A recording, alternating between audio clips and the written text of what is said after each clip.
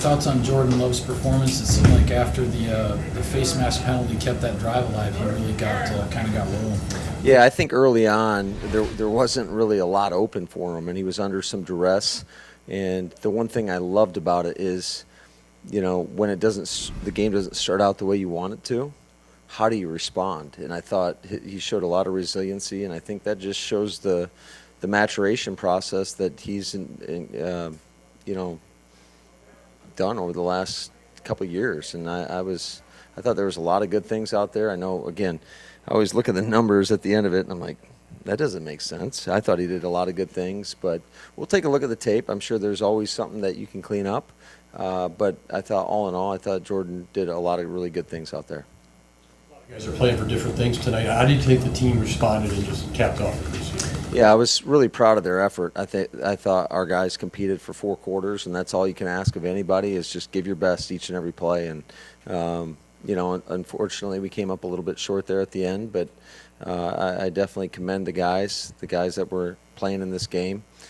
Definitely left it all out on the field, and I thought just the support they were getting from some of the guys, some of the vets that weren't playing in the game. It's awesome to see when you're looking over and you're seeing guys, veterans, going over pitchers and trying to coach up the young guys. I think that's exactly what we're looking for here. We're looking for guys that kind of take the reins, and you want to empower your players to really be a player-led team. And I think we've got a lot of great leadership on this football team.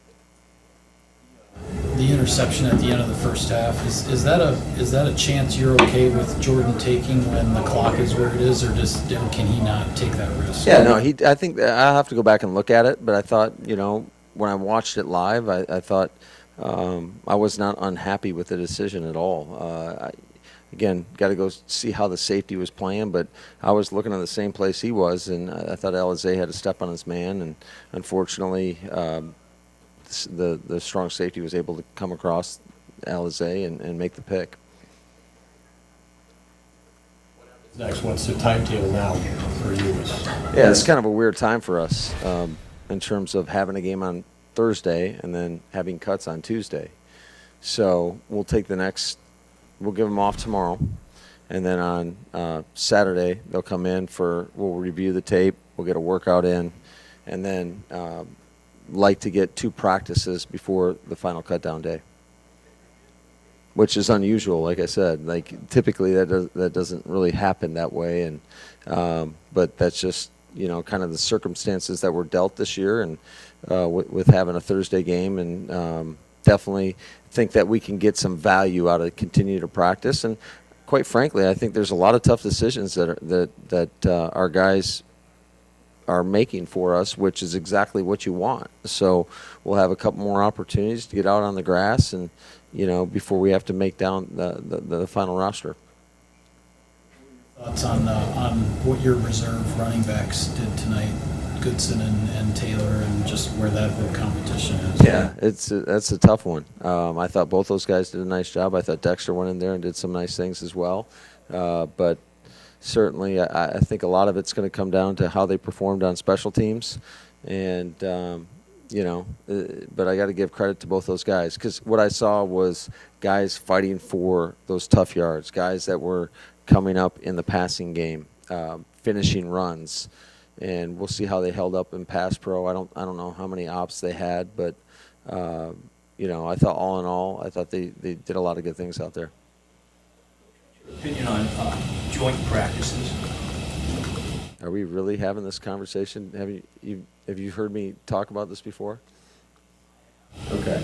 Yeah, I love them, because it gives your players an opportunity to compete against somebody else, an opportunity to get just different looks, and I think it tests their rules, because there's not like a lot of game planning that's going into a practice with another team, but it just kind of changes the scenery, so to speak, and it gives them a chance to compete at a high level against another squad, their best players, and I think it gives you kind of a little bit of an indication of where you're at. I think it also allows you to rest some of your guys that are going to be starters for you. So as long as it is productive, I'm all for it. And it stinks when you see fights and you see some of the stuff. I know what happened today, that you never want to see that, because now you're not being productive. So I think a lot of it stems from the coaches. I think we set the tone for those practices, and there's got to be great collaboration and communication amongst both staffs.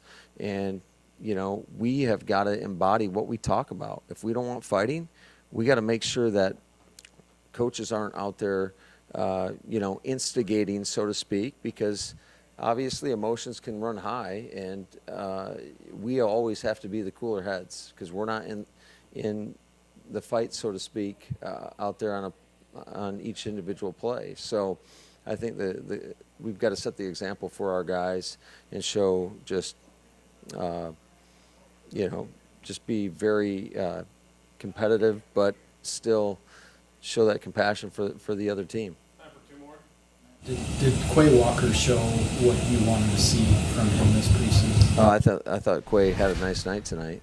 Certainly, he is far from a finished product, but I think that the guy takes just unbelievable mental reps every play. Like, I was asking him why he was so far away from the defense late in the game. He goes, because I want to see, I can see everything from back here. I was like, man, that's a great answer, because that's what I do when we call plays or whatever. You line up. I usually am like 30, 40 yards behind the sticks trying to see everything. And I thought that was just, he's wise beyond his years to be able to get that perspective in that situation. I thought that showed a lot of maturity from him. But I love watching him run.